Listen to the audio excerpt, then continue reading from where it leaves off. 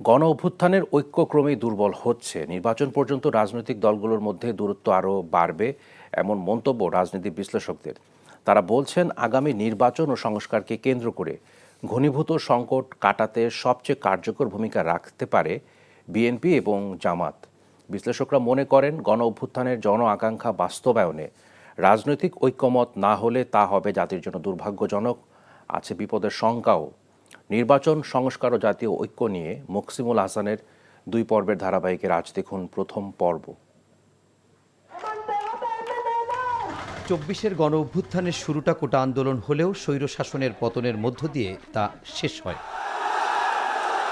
শিক্ষার্থীদের নেতৃত্বে সরকার পতনের আন্দোলনে অংশ নেন রাজনৈতিক দলের নেতাকর্মী, পেশাজীবী সহ সর্বস্তরের সাধারণ মানুষ।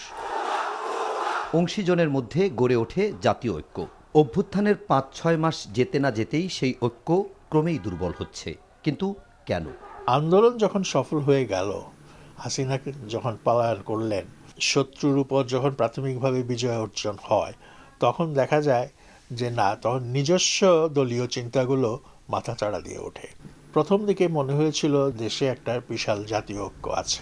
ধীরে ধীরে রাজনৈতিক দলগুলো একে অপরের সমালোচনা করছে। বক্তব্য পাল্টা বক্তব্যের ফলে একটা সন্দেহ এবং অবিশ্বাস দানা বেঁধে ওঠে। রাজনৈতিক দলগুলোর মূল লক্ষ্য হবে নির্বাচন, তাই না? এখন নির্বাচন কেন্দ্রিক রাজনীতিতে মতপার্থক্য তৈরি হবে, মতপার্থক্য আরও ঘনীভূত হবে, এটি স্বাভাবিক। এবং যখন নির্বাচনটা হয়ে যাওয়ার মাধ্যমে এই জিনিসটা সমাধান হবে। একই সঙ্গে বিশ্লেষকরা মনে করেন, নির্বাচনকে সামনে রেখে বিতর্ক এবং বিভক্তি বাড়ছে গণতান্ত্রিক প্রক্রিয়ায়, যা হওয়াটাও স্বাভাবিক। নির্বাচিত সরকার সে একটা পিপলস ম্যান্ডেট নিয়ে বসবে, এরা তো এখন বসতে পারেনি। ওদের মধ্যে সেই যে কনফিডেন্স নাই। আমাদের সন্তানেরা রাস্তায় নেমেছিল চাঁদাবাজি বন্ধ করতে। চাঁদাবাজি, দখলদারি এবং জুলুম কি বন্ধ হয়েছে? বন্ধ করতে হবে। এই তরুণ প্রজন্মের ভাষা যদি আপনারা বুঝতে ব্যর্থ হন, তাহলে আওয়ামী লীগের পরিণতির মতোই আপনাদের পরিণতি হবে।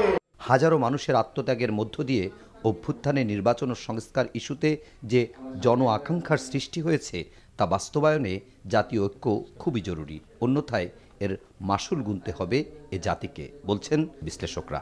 প্রধান রাজনৈতিক দল বিএনপি, বা আমি যদি জামাতকেও সাথে ধরি, এই দুটো রাজনৈতিক দল আসলে তারা এগুলোকে ওন করবে কিনা, সংস্কার প্রোক্লেমেশনের সব কিছু মিলায়া যদি তারা একটা ঐক্যের জায়গায় পৌঁছতে পারে, এখানে অনেকগুলো এলিমেন্ট একসাথে কাজ করতে হবে। ইন্টারিম গভর্নমেন্ট, আপনার ছাত্র সংগঠনগুলো, মানে বৈষম্য বিরোধী ছাত্র সংগঠন, রাজনৈতিক দল, সবাই যদি এখন এই ঐক্য গঠন প্রচেষ্টায় তারা যদি আন্তরিক হয়, তারা যদি সিরিয়াস হয়, আমার মনে হয় কিছু একটা বেরিয়ে আসতে পারে আর কি। এগুলো প্রাণের মূল্য যদি আপনি ভুলে যান, এই প্রাণগুলো কেন গেল সেটা স্পিরিটটা যদি আপনি হারিয়ে ফেলেন, তাহলে তো খুবই দুঃখজনক। আমাদের সামনে ভবিষ্যৎ অন্ধকার। তাহলে সবচেয়ে বড় চ্যালেঞ্জ হচ্ছে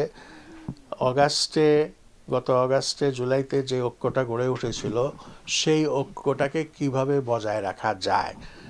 রাজনৈতিক মতাদর্শের পার্থক্য সত্ত্বেও মোটা দাগে প্রধান প্রধান বিষয়গুলোতে জাতীয় স্বার্থের প্রশ্নে কিভাবে সবাই ঐক্যবদ্ধ থাকা যায়, সেটা নিয়ে চিন্তাভাবনা করতে হবে। এবং সেটা করাটাই হচ্ছে চ্যালেঞ্জ, না করতে পারাটাই হচ্ছে সবচেয়ে বড় বিপদের কথা। স্বৈরশাসকের পতন হলেও রাষ্ট্রের বিভিন্ন পর্যায়ে পতিত সরকারের অনুগতরা এখনও তৎপর উল্লেখ করে তারা বলছেন, ফ্যাসিবাদী ব্যবস্থার মূলোৎপাটন করে নির্বাচন পর্যন্ত ঐক্য প্রয়োজন। সংকট সমাধানে বিশেষ করে স্বাধীনতা, সার্বভৌমত্ব এবং জাতীয় স্বার্থে জাতীয় ঐক্যের বিকল্প নেই বলেও মনে করেন রাজনীতি বিশ্লেষকরা। Muksimul Hasan, NTV news, Dhaka.